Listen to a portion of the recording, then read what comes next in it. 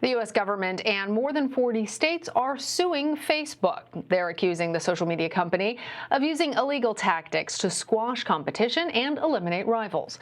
The lawsuit is asking the court to consider breaking up the company, which also owns Instagram and WhatsApp. To break this all down, let's bring in CBSN technology reporter Dan Patterson. Hey there, Dan. So what illegal tactics does the lawsuit allege that Facebook used in order to dominate the social media market?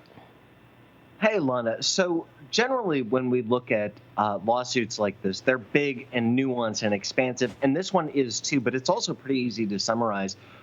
Look, the suit alleges that Facebook used their scale to buy competition and to crush competition.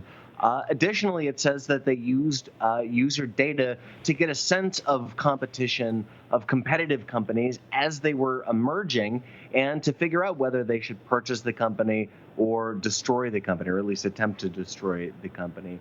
And it found that it would use those tactics or that those tactics were informed by user data in ways that might have been not legal. Well, the lawsuit alleges that Facebook's tactics weakened privacy protections for its users. That seems to go along with what you're saying there. Explain a little bit more to us about this idea. Yeah, so, it's one thing to say, look, we saw a threat emerging and we decided to either buy it or destroy it. But it's another thing when you use the data of third-party developers in concert with your own user data, and you figure out things that regular users might not really think of, but are kind of clever and deceptive. So oftentimes the Facebook app or almost any app can get a sense of what else is happening on your mobile phone. You can create these large data snapshots of what your users are doing beyond just the activity that you might think of in your user account, like logging in, posting a photo, making a status update. That's pretty expected. But when Facebook starts to see, hey, look, traffic is flooding out of our app into a competitor's app, it gives them an unfair advantage. And the lawsuit is saying that maybe not necessarily in just the instance of a mobile app, but that they're using data in a very similar way to get a sense of competition in ways that you or I might not consent to when we think about how our data is being used. Well, Dan, when we're talking about competition, there are even times when I think people forget that some of the big behemoths within Facebook are actually part of that parent company. This lawsuit is also targeting Facebook's acquisition of Instagram and WhatsApp. What could happen to these platforms?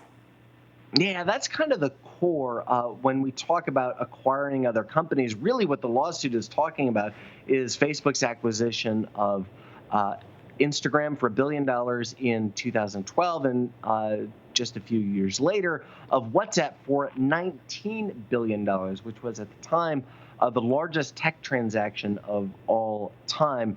And these applications, the lawsuit alleges, give Facebook an unfair competitive advantage in the social marketplace. So they could be broken off as independent apps. Now, we also know that Facebook has kind of on the back end been working with the technology to thwart this and to integrate the messaging technology, which might make it incredibly difficult to separate WhatsApp, Instagram, and what they call the big blue app, Facebook itself.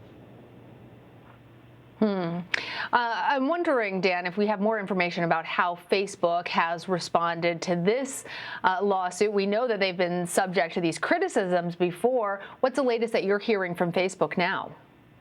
Well, we're not hearing anything from Facebook directly. And look, Facebook hasn't responded to us directly on complaints. They will respond on positive stories, but they haven't responded to a negative story, request for comment even, for several weeks. However, they have posted to the Facebook Newsroom blog and to their other accounts, and they've said that they will address these issues with a larger statement later.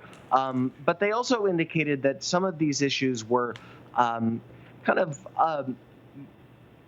revisiting or revisionist history, I think is the language that they use when it comes to the way the FTC treats acquisitions. They said, hey, look, the FTC allowed this to happen. Why is it not okay years later? And that's a fair point. So it'll be very interesting to kind of see the logic of the case emerge and to see Facebook's defense. This is like watching an expert chess match unfold, and it'll be very interesting to see what this chess match unveils or reveals.